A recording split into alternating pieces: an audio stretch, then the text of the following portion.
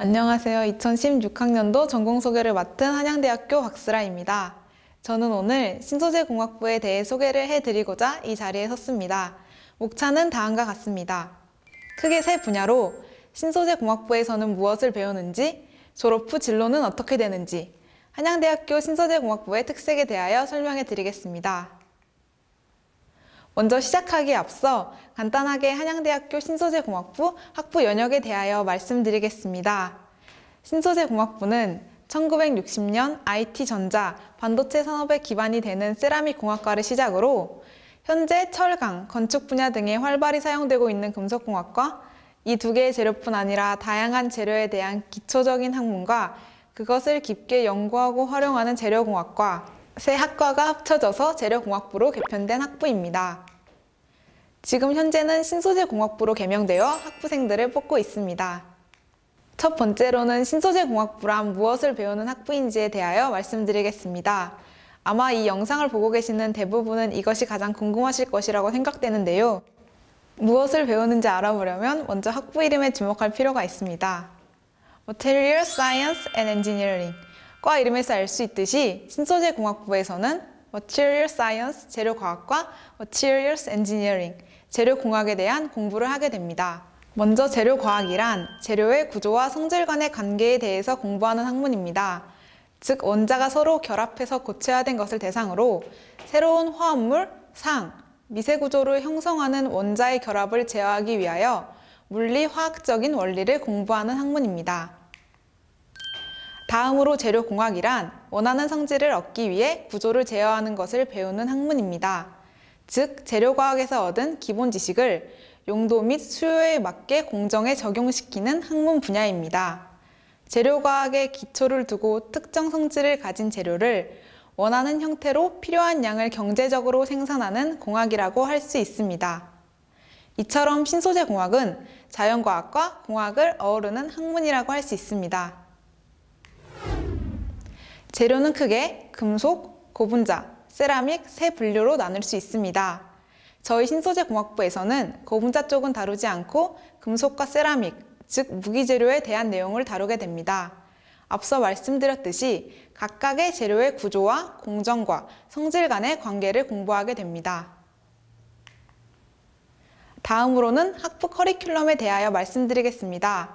지금 보시는 화면은 실제 2016학년도부터 2019학년도의 교과목 이수체계도로 한양대학교 신소재공학부 홈페이지에 들어가시면 보실 수 있습니다. 보시는 바와 같이 1학년 때는 전공을 배우는 데 필요한 기초과목을 학습하게 됩니다.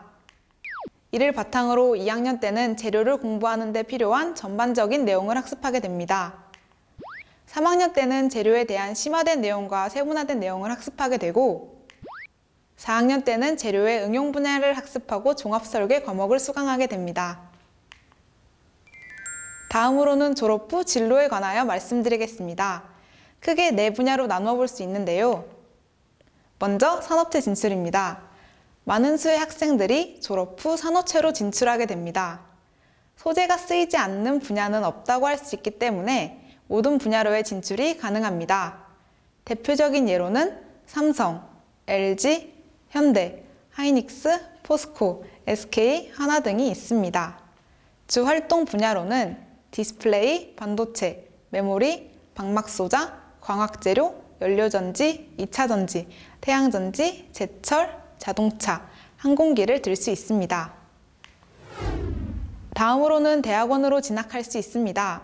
보통 석사과정은 학부 졸업 후 2년 정도가 소요됩니다. 석사과정을 졸업하게 되면 대부분 연구소에서 근무하게 되며 전문 지식을 요구하는 전문 업무를 맡게 됩니다. 박사과정은 석사과정 후 통상 4년 정도가 소요됩니다.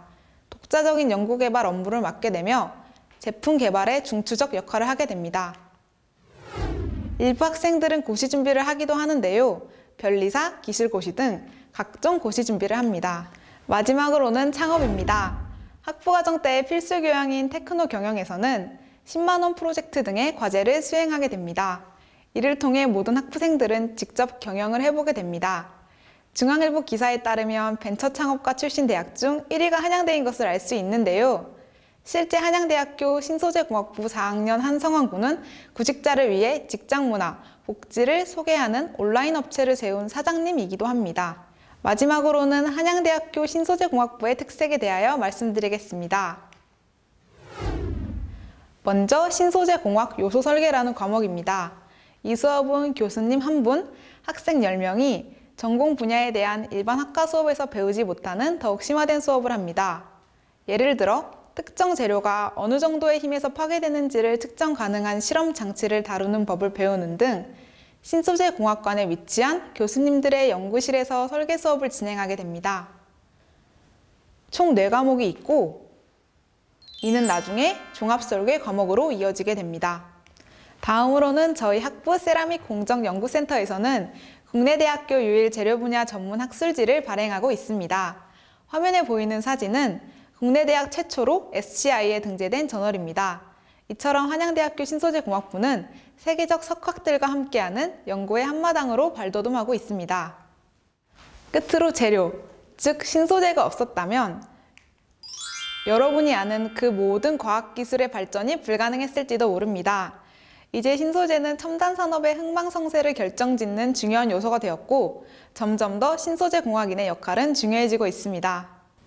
여러분 모두가 한양대학교 신소재공학부를 통해 우리나라 첨단 산업의 성장을 촉진시키는 미래공학 리더가 되길 바랍니다. 신소재공학의 세계에 오신 것을 환영합니다.